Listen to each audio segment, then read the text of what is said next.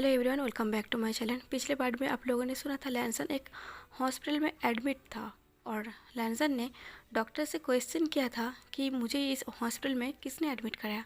तब डॉक्टर ने कहा था आपको इस हॉस्पिटल में आपकी बॉयफ्रेंड ने एडमिट कराया है। ऐसा क्या है कि डॉक्टर और डॉक्टर के पीछे पीछे वो नर्स भी चला जाता है। डॉक्टर के जाने के बाद लैंसन अपने मन में सोचता है लीनी मेरे लिए क्यों करेगा। वो जिस तरीके से कल बात की है, ऐसे तो नहीं लगता कि उसे मेरी कोई फिक्र होगा और वो मुझसे बहुत ज़्यादा नफरत भी करता है। फिलहाल तो वांग जी कन्फ्यूज़ था। वांग जी पूरे दिन बस बेड में बैठे बैठे बोर होता रहा, क्योंकि अब वो ठीक था और उसे अच्छा नहीं लग रहा था ऐसे ही चुपचाप बैठना। ऐसे ही बोर होते हुए दोपहर की 3 बज जाता है और फिर से डॉक्टर वांग जी को चेकअप करने के लिए आ जाता है। जब डॉक्टर वांग जी को चेकअप करता है, डॉक्टर देखता है वांग जी पूरी तरीके से ठीक है, तो इसलिए डॉक्टर वांग जी को कहता है 1 घंटे बाद तुम्हें डिस्चार्ज मिल जाएगा, तुम यहाँ से जा सकते हो। और तभी वांग जी कहता है क्या सच में? डॉक्टर कहता है हाँ, तुम पूरी तरीके से ठीक हो तो मुझे नहीं लगता तुम्हें यहाँ रहना चाहिए, इसलिए मैं तुम्हें डिस्चार्ज दे दूँगा 1 घंटे बाद। 1 घंटा तुम वेट करो। तभी वांग जी कहता है अगर मैं ठीक हूँ तो मुझे 1 घंटा वेट करने की क्या ज़रूरत है, आप मुझे अभी डिस्चार्ज क्यों नहीं करा देते। तभी डॉक्टर कहता है आपकी बॉयफ्रेंड ने आपको यहाँ एडमिट कराया था, तो उसके बिना परमिशन की मैं यहाँ से आपको जाने नहीं दे सकता। पहले आप उसे आ जाने दीजिए, फिर मैं आपको यहाँ से छोड़ दूँगा। मैंने उसे कॉल किया है, उन्होंने कहा है कि वो 1 घंटे बाद आएगा। लैंसन कहता है वो 1 घंटे बाद आने वाला है मेरा बॉयफ्रेंड? डॉक्टर कहता है हाँ। ऐसा कह के डॉक्टर लैंसन को चेकअप करके चला जाता है। वांग जी 1 घंटे से उस पर्सन का वेट कर रहा था। मतलब वांग जी को अब तक लग रहा था कि लिन ई ने ही उसे इस हॉस्पिटल में एडमिट कराया होगा, पर ऐसा क्यों किया है?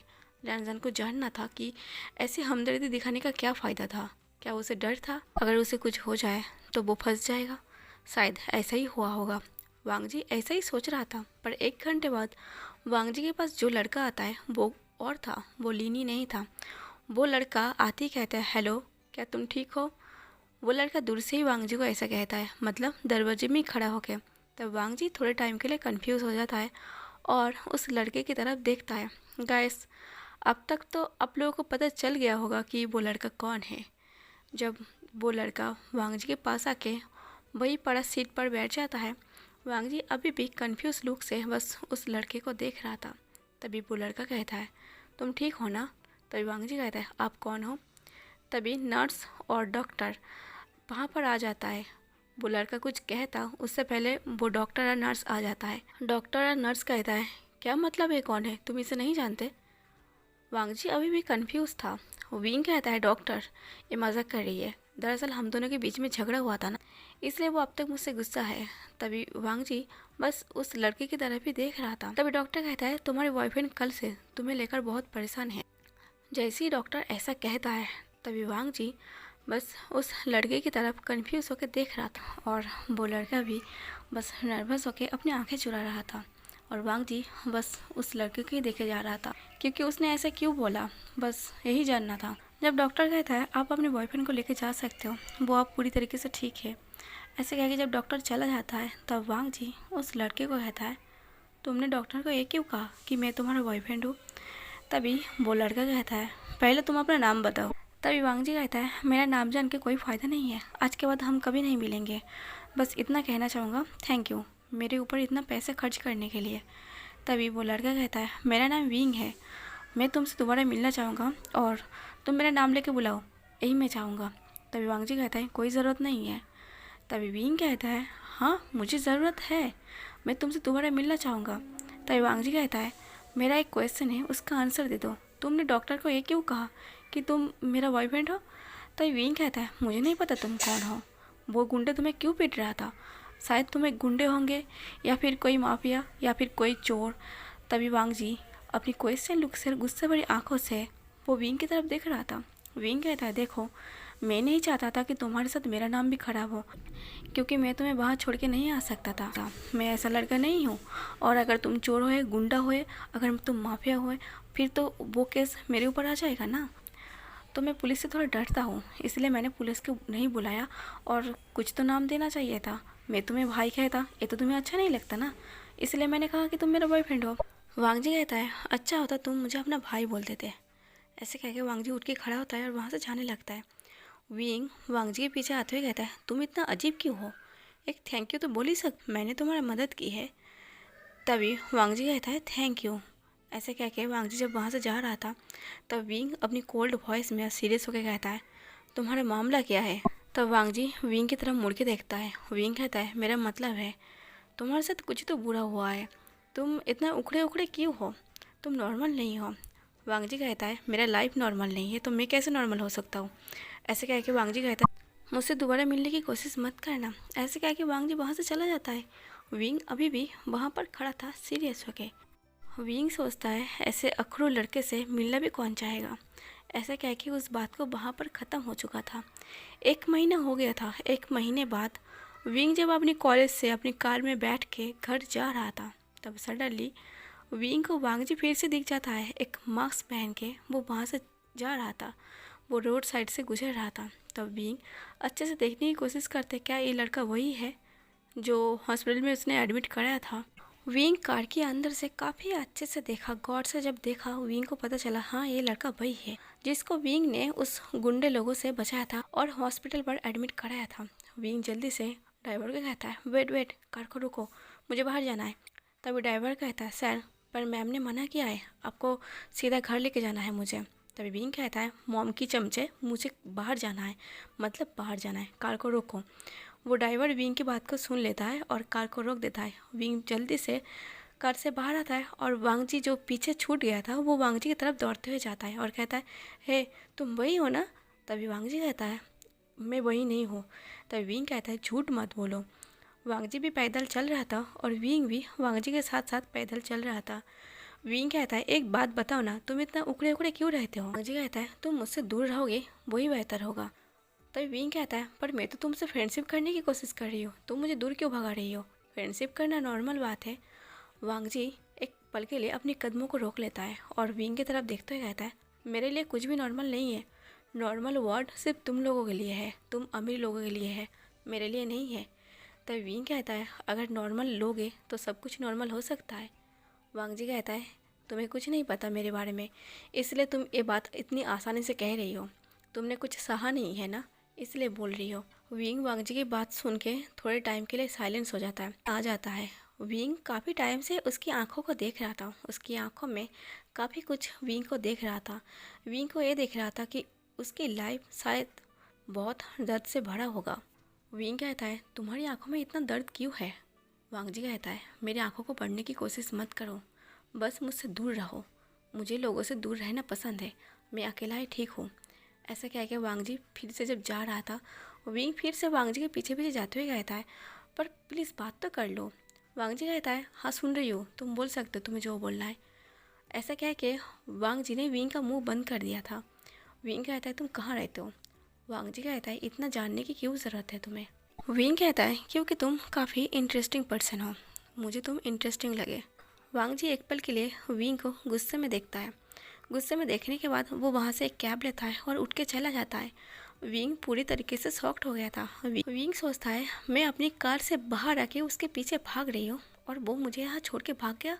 तभी वो ड्राइवर भी कार से बाहर आ जाता है और विंग के पास आके कहता है, सर आपको प्लीज़ यहाँ से जाना होगा, नहीं तो मैम मुझ पर बहुत गुस्सा करेगी। एक तो आप कार से बाहर आए और ऊपर से आप एक अनजान पर्सन के साथ बात कर रही हो, मुझे मैम को ही रिपोर्ट करना होगा। तभी विंग कहता है, मैम की बच्चे, मैंने कहा ना मॉम को कुछ नहीं बताना, अगर तुमने मॉम को बताया ना मॉम तुम्हें नौकरी से निकाल दे, इससे पहले मैं तुम्हें नौकरी से निकाल दूंगा, ये बात याद रखना। मैं जो भी करता हूँ मॉम को बहुत सारी बातें बताने की ज़रूरत नहीं है। जब मॉम तुमसे कुछ पूछता है बस यही कह देना कि नॉर्मल है सब कुछ, जैसा वो चाहता है वैसे ही मैं चलता हूँ। अगर इससे ज़्यादा कुछ बोला ना तो देख लेना मैं तुम्हारी हालत बुरा कर दूँगा। तुम्हें पता है ना, मॉम की बात, मॉम की बिजनेस को मैं ही संभालने वाला हूँ, तब मैं तुम्हारा बॉस होऊंगा और तब मैं तुम्हारा पत्ता काट कर दूंगा। मैं दूसरा कोई ड्राइवर देख लूँगा, तब तुम अपने घर में बैठ के मज़े करना, ठीक है? ऐसे कह के विंग कार पर बैठ जाता है। विंग घर जाता है और घर जाके विंग जो भी काम कर रहा था, स्टडी कर रहा था या फिर गेम खेल रहा था या फिर डिनर कर रहा होता, विंग को बस लैंसन की आंखें नज़र आता है। विंग को लैंसन की आंखों में वो पेन नज़र आ रहा था, वो पेन जो लैंसन सह रही है वो विंग कनेक्ट कर पा रहा था। इसलिए विंग अपने घर में वो ठीक से नहीं रह पा रहा था, वो बेचैन हो रहा था। विंग कैसे भी करके लैनसन का पता निकलता है और लैनसन की पूरे डिटेल्स निकलता है। विंग के लिए करना नॉर्मल था। विंग एक रिच पर्सन था। विंग ने इस काम के लिए अपनी 2 लोगों को लगा दिया था। भले ही विंग अब कॉलेज में था, पर विंग के पास ये पावर था। विंग के डैड नहीं था, विंग के बस एक मॉम था जो अपना बिजनेस को बहुत अच्छे से संभालता है, और विंग के लिए वो बहुत ही ज़्यादा स्ट्रिक्ट है। विंग की मॉम विंग को कंट्रोल में रखना तो चाहता है, पर विंग उसकी मॉम की कंट्रोल के बाहर है। अब विंग रोज़ परेशान करने के लिए वो वांगजी के गैरेज तक चला जाता था, और वांगजी को इस बात से बहुत ज़्यादा परेशान होता था, क्योंकि लिन ए भी उसके साथ यही हरकत करता था। पर विंग की बात थोड़ा अलग था।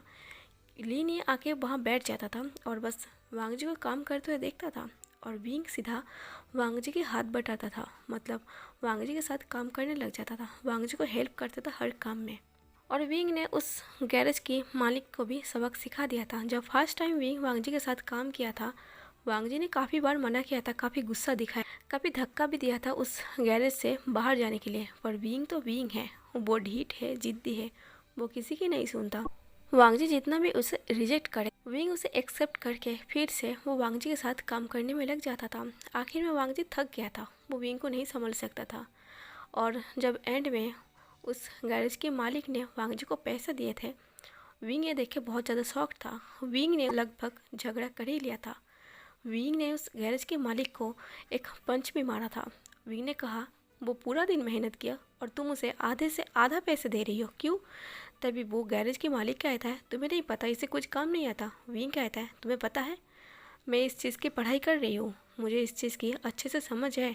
विंग को अब तक वांगजी का नाम भी पता चल गया था, और विंग को ये भी पता चल गया था उसका एक नाम भी है, जो है लैनसन।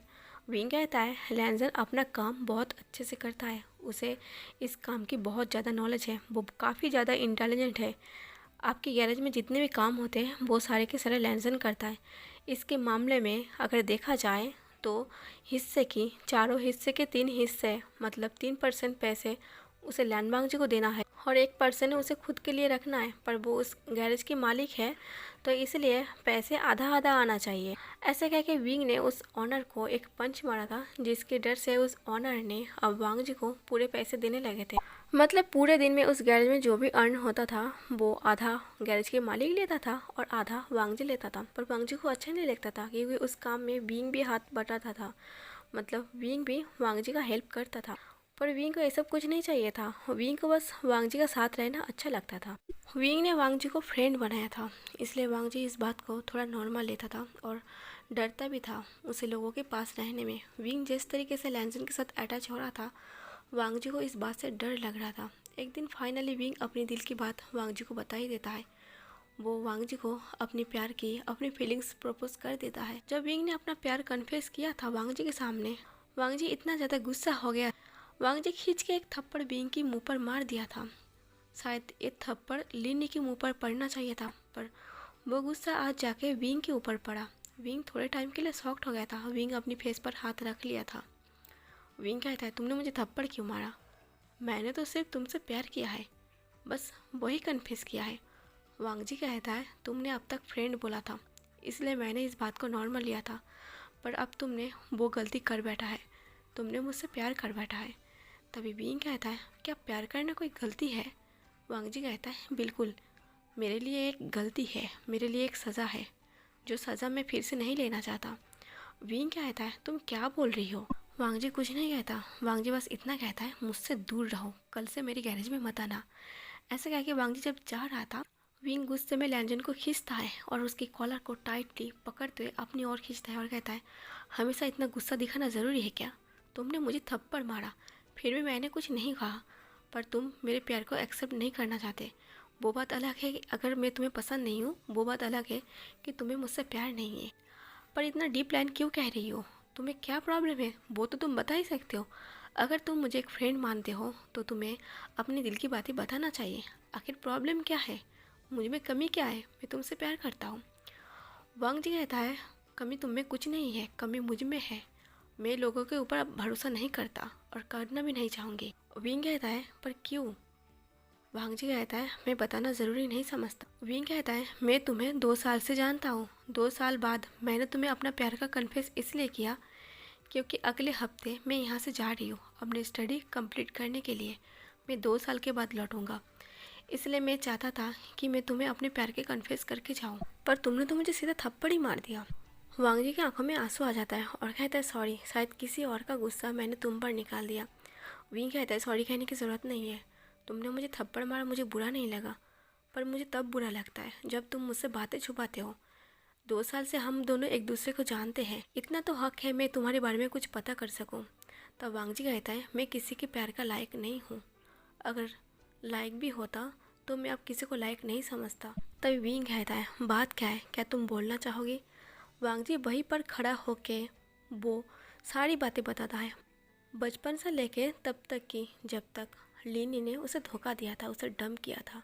सारी बातें जब विंग को पता चलता है, विंग कहता है क्या तुम्हारे साथ इतना कुछ हो चुका? तभी वांग जी कहता है हाँ, क्या तुम्हें नहीं लगता मुझे लोगों के ऊपर भरोसा करना चाहिए? अगर तुम हो तो क्या तुम लोगों के ऊपर भरोसा करते? विंग एक पल के लिए साइलेंस हो जाता है। विंग सोचता है बात तो सच है, कोई भी किसी और के ऊपर भरोसा नहीं करेगा, पर वांग जी की लाइफ में तो बहुत कुछ हो चुका है अब। विंग कहता है सॉरी, अगर अनजाने में मैंने तुम्हें हर्ट किया हो तो। मैं बस तुमसे प्यार करता हूँ, बस यही कन्फेस किया है। और मैं एक बात बताना चाहूँगा, मैं तुम्हें यूज़ करने के चक्कर में नहीं हूँ, और दूसरी बात, मैं सच में तुमसे प्यार करता हूँ। तभी वांग जी कहता है पर सॉरी, मैं तुमसे प्यार नहीं कर पाऊँगा। और हाँ, दूसरे कंट्री जाने के बाद तुम अपनी स्टडी पर फोकस करना और इन सब के बारे में भूल जाना। तुम्हें अपनी मॉम की बिजनेस को संभालना है। ऐसे कह के वांग जी जब जा रहा था, वो विंग सडनली लैंसन को फिर से अपनी करीब खींच लेता, और इस बार विंग ने वांग जी को अपनी कमर से पकड़ा था। विंग की इतने करीब खींच लेने से सडनली वांग जी शॉक्ड हो जाता है। वांग जी कहता है ये तुम क्या कर रही हो? विंग कहता है तुम्हारी बातों पर मैंने हाँ क्या मिला दी, तुम तो मुझे छोड़ के जा रही हो। इसका मतलब ये नहीं था कि मैं तुम्हें छोड़ रही हूँ, मैं तुम्हारा पीछे कभी नहीं छोड़ूंगा। वांग जी कहता है विंग, तुमने मेरा फेस देखा नहीं ना? विंग कहता है नहीं। तुम अपना फेस किस वजह से छुपाते हो? मैंने काफ़ी बार कहा था कि तुम अपना फेस दिखाओ, पर तुमने कभी फेस दिखाया ही नहीं। तभी वांग जी कहता है अगर तुम मेरा फेस देखोगे ना, मुझसे दूर भागोगे, मुझसे डरने लगोगे। प्यार करना तो दूर की बात है, तुम मुझसे सबकी तरह नफरत करोगे। तभी विंग कहता है तुम्हें डर है मेरी नफरत से? वांग जी कहता है नहीं, बिल्कुल नहीं, मैं तो चाहता हूँ तुम मुझसे नफरत करो। तभी विंग कहता है तो फिर ठीक है, तुम अपना फेस दिखा दो, मैं भी तुम्हारा फेस दिखना चाहता हूँ। आखिर में तुम मेरे फ्यूचर हस्बैंड हो। वांग जी कहता है तुम बहुत आगे निकल रही हो। विंग कहता है तुम मानो या फिर ना मानो, तुम मेरे हस्बैंड हो और फ्यूचर हस्बैंड बन के रहोगे। अगर तुमने मुझसे शादी नहीं की ना, मैं किसी से शादी नहीं करूँगा। वांग जी कहता है ये चिपड़ी लाइन मेरे ऊपर मत चिपकाओ, ये जो तुम अपनी फिल्मी डायलॉग मेरे ऊपर चिपक रहे हो ना, ये अपने पास ही रखो और मुझे छोड़ो। ऐसा कह के वांग जी छुड़ाने की कोशिश कर रहा था विंग से, पर विंग नहीं छोड़ रहा था। विंग तो और भी हंस रहा था। विंग कहता है मैं तुम्हें छोड़ने नहीं वाला, तुम कितनी भी जाने की कोशिश करो। अगर मैंने एक बार सोच लिया कि तुम मेरे फ्यूचर हस्बैंड बनोगे तो तुम ही हस्बैंड बनोगी, मैं किसी और को हस्बैंड नहीं बनाना चाहूँगा। तभी वांग जी कहता है विंग, मैं सच कह रहा हूँ, तुम मुझसे नफरत करोगे। तुम्हें लगता है कि मैं बहुत ज़्यादा खूबसूरत हूँ, मैं बिल्कुल भी खूबसूरत नहीं हूँ।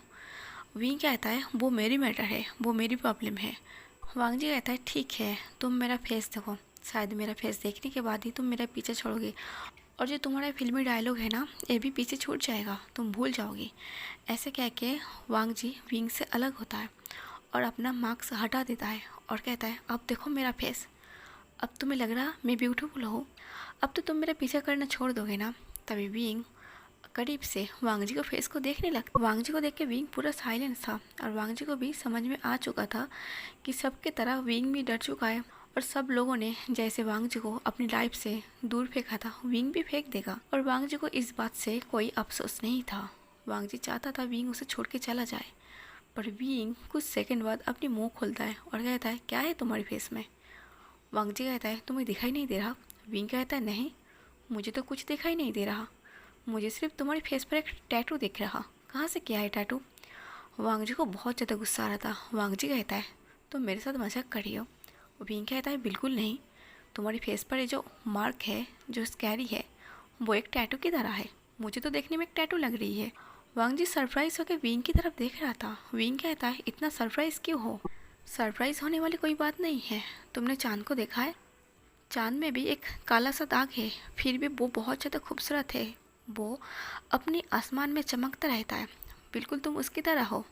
तुम्हारी फेस पर कितने भी दाग हो, पहचानने वाला ज़रूर तुम्हें पहचान लेगा। ये जो तुम्हारे फेस पर जो दाग है वो मेरे लिए एक टैटू है, जो अक्सर लोग अपनी फेस पर, अपनी बॉडी पर कई हिस्सों में वो करा लेता है। अगर मैं इसे एक दाग की तरह देखूंगी तो एक दाग है, अगर मैं इसे एक टैटू की तरह देखूंगी तो एक टैटू है। अगर मैं चाहूँ तो तुम्हारी फेस पर कुछ भी ना देखूँ, तुम्हारी फेस एकदम बिल्कुल क्लीन है, क्लियर है।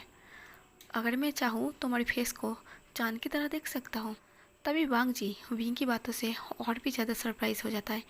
फर्स्ट टाइम किसी ने वांग जी की मार्क को देख के डरा नहीं था। फर्स्ट टाइम किसी ने वांग जी को देख के हेट नहीं किया था, नफरत नहीं किया था। वांग जी बस विंग की बातों से कहीं खो गया था अपने ख्यालों में। वांग जी बस इनोसेंट आंखों के साथ वो विंग को देख रहा था। आखिर विंग कह क्या रही है, क्या उसे समझ में आ रही है वो क्या कह रही है, या फिर ऐसे कुछ भी बोले जा रही है। विंग कहता है वेट, मुझे एक पिक लेना है। मैं फर्स्ट टाइम तुम्हारा चेहरा देख रही हो ना, तो मुझे इस याद को और इस फेस को याद करके रखना है अपने पास। ऐसे कह के विंग अपना फ़ोन निकालता है और वो वांग जी के साथ एक पिक लेता है।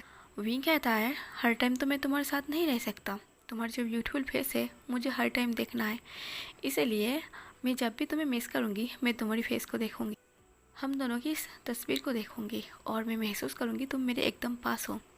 ऐसा कह के विंग वांग जी की फोrehead पर किस करता है। जैसे विंग ने वांग जी की फोrehead पर किस किया था, वांग जी अपने कदमों के पीछे लेता है और कहता है तुम जो भी समझो, जो भी बोलो, मुझे कुछ समझ में नहीं आ रहा, फिर भी मैं तुम्हारे प्यार को एक्सेप्ट नहीं करूँगा, मैं अकेला ही ठीक हूँ। ऐसे कह के वांग जी फिर से चला जाता है। वांग जी सीरियस था और विंग बिल्कुल भी सीरियस नहीं था। विंग के लिए सब नॉर्मल था। विंग सिर्फ वांग जी से प्यार किया था, नहीं तो उसकी कुछ डार्क साइड से विंग को कोई प्रॉब्लम भी नहीं था। जब वांग जी फिर से जा रहा था, विंग कहता है आप क्या, तुम्हें प्रॉब्लम है? मुझे तुम्हारे फेस से कोई प्रॉब्लम नहीं है, बस तुम मुझे एक्सेप्ट कर लो, यही मैं चाहता हूँ। तभी वांग जी कहता है मैं सच में किसी से प्यार नहीं कर सकता। विंग कहता है क्यों, तुम, बल्कि मैं तो खुश हूँ, उस लीने ने तुम्हें छोड़ दिया, तुम्हें डम किया। वांग जी जो जा रहा था वो अचानक रुक जाता है और विंग की तरफ मुड़ते हुए कहता है तुम्हें इस बात से खुशी है कि लीने ने मुझे डम किया है? तुम्हें गुस्सा नहीं आ रहा? तुम मुझे फ्रेंड मानते हो ना? विंग कहता है हाँ, मुझे गुस्सा क्यों आएगा, उसने डम किया तभी तो तुम मुझे मिले हो। अगर वो तुम्हें एक्सेप्ट कर लेता, तुम्हें धोखा नहीं देता, तो अब तक शायद तुम लिनी के पास होते, मेरे पास थोड़ी ना होते। मुझे एक चांस मिल गई, इसलिए तो मैं लिनी को थैंक यू कहना चाहूँगा कि उसने तुम्हें डम किया। वांग जी को और भी ज़्यादा हैरान हो रहा था, कोई लड़का इतना नॉनसेंस कैसे हो सकता है। वांग जी जब फिर से हैरान होकर खड़ा होता, तभी विंग सडनली वांग जी के सामने घुटनों पर बैठ जाता है और वांग जी के हाथ पकड़ के कहता है मुझे पता है तुमने अपनी लाइफ में बहुत कुछ सहा है, इतना कुछ सहा है तुम्हारे लिए नामुमकिन है किसी के ऊपर यकीन करना, पर मैं तुम्हारा भरोसा जीतना चाहता हूँ। मैं तुमसे एक मौका चाहता हूँ, मैं चाहता हूँ तुम मुझे एक मौका दो। तभी वांग जी कहता है मैं ये नहीं कर सकता। तभी विंग कहता है एक बार ट्राई करके तो देखो, तुम मुझे एक बार चांस देकर तो देखो। वांग जी कहता है मैं किसी का फीलिंग्स कंट्रोल नहीं कर सकता, अगर तुम मुझसे प्यार करते हो तो प्यार करते रहो, मैं इसमें कुछ नहीं कर सकता। वांग जी कहता है हाँ, वांग जी कहता है मैं तुमसे प्यार कर सकता हूँ, तुम्हारे प्रपोजल को एक्सेप्ट कर सकता हूँ, पर मेरी एक शर्त है। विंग कहता है शर्त? वांग जी कहता है हाँ, अगर तुम मुझे प्यार करते हो, जब तक हम दोनों की शादी ना हो जाए तब तक तुम मुझे किस नहीं करोगे, या फिर कहीं पर भी मिलने पर नहीं बुलाओगे। तभी विंग उठ के खड़ा होता है और कहता है क्योंकि तुम्हें मुझ पर भरोसा नहीं है, तुम्हें लगता है उस लिनी की तरह मैं भी तुम्हें यूज़ करना चाहता हूँ। वांग जी कहता है ऐसा ही कुछ, मुझे लोगों के ऊपर भरोसा नहीं है। तभी विंग कहता है पर ये सर तो मेरे लिए काफ़ी छोटा है, बस इतनी सी बात, मैं तुम्हें किस नहीं कर सकता, मैं तुम्हें कहीं पर भी बुला नहीं सकता, पर हाँ मैं तुम्हारे पास आ तो सकता हूँ ना, मतलब अब तक जैसे मैं तुम्हारे गैरेज पर आता हूँ तुमसे बात करने के लिए, तुमसे मिलने के लिए, ऐसे तो आ ही सकता हो ना। तभी वांग जी कहता है हाँ तुम ऐसे आ सकते हो, पर कभी डेट प्लान मत करना, या फिर तुम मुझे किस करने की कोशिश मत करना। विंग कहता है तुम्हारी हर एक शर्त मुझे मंजूर है, पर हाँ एक चीज़ तुम्हें मुझे परमिशन देनी पड़ेगी। वांग जी कहता है क्या?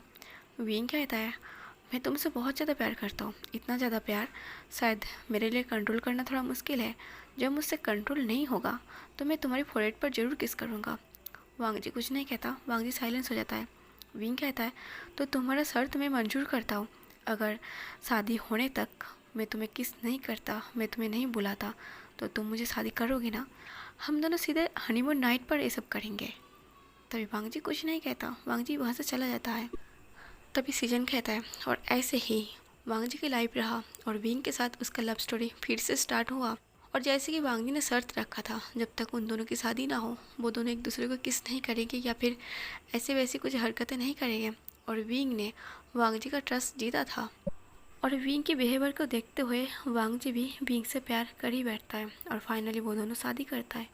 और फिर इसके बाद तो तुम्हें पता ही है, जिलिंग कहता है हाँ। तो गाइस आज का पार्ट यहीं पर ख़त्म कर देती हूँ। आज का पार्ट कैसा लगा कमेंट करके ज़रूर बताना, लाइक और शेयर कर देना और मेरे चैनल को सब्सक्राइब जरूर कर देना। Thank you for watching.